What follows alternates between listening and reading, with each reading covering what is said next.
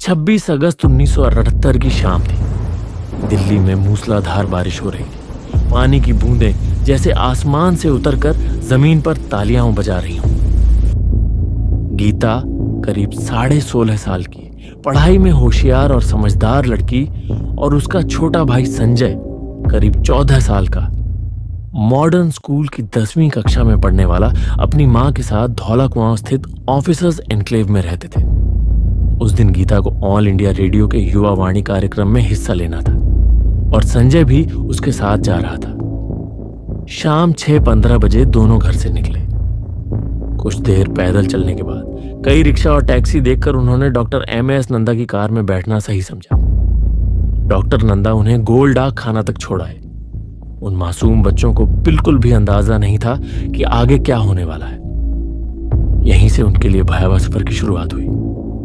सड़क किनारे एक सरसों रंग की फीट कार खड़ी थी जिसमें 2 आदमी बैठे थे, रंगा और बिल्ला।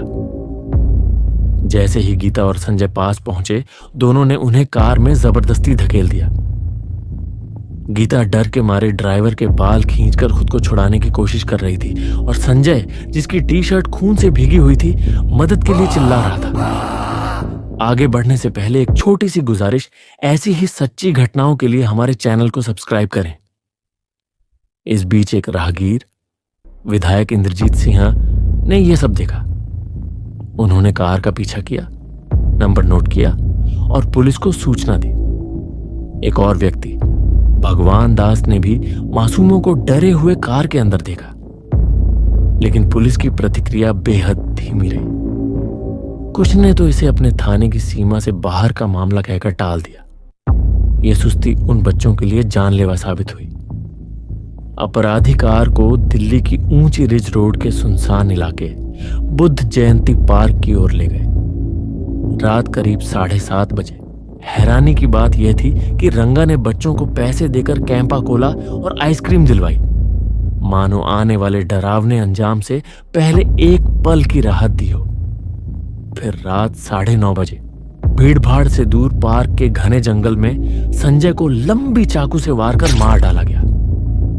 किसने वार किया, इस पर बयानों में फर्क था, पर मौत दर्दनाक और तुरंत थी। गीता को बाद में कार की डिक्की में बंद किया गया। रंगा और बिल्ला ने उसके साथ कार और जंगल के बीच बेरहमी से बलात्कार किया और फिर खून से लथपथ कर उसकी हत्या कर दी। हत्या के बाद दोनों ने कपड़े धोए, कार का नंबर बदल दिया। अब वह DHI 280 हो गया।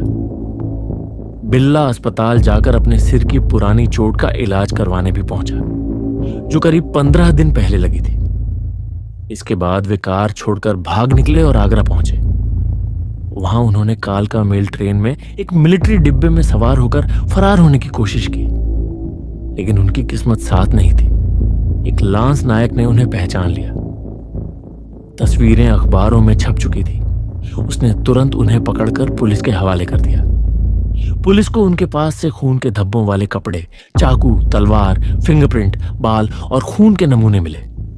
शुरुआती पूछताछ में उन्होंने गीता के साथ बलात्कार करने की बात मानी, लेकिन बाद में बयान बदल दिए।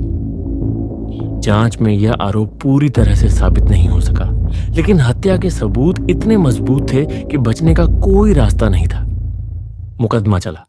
दिल्ली हाई कोर्ट ने निचली अदालत के फैसले को बरकरार रखा और दोनों को फांसी की सजा सुनाई।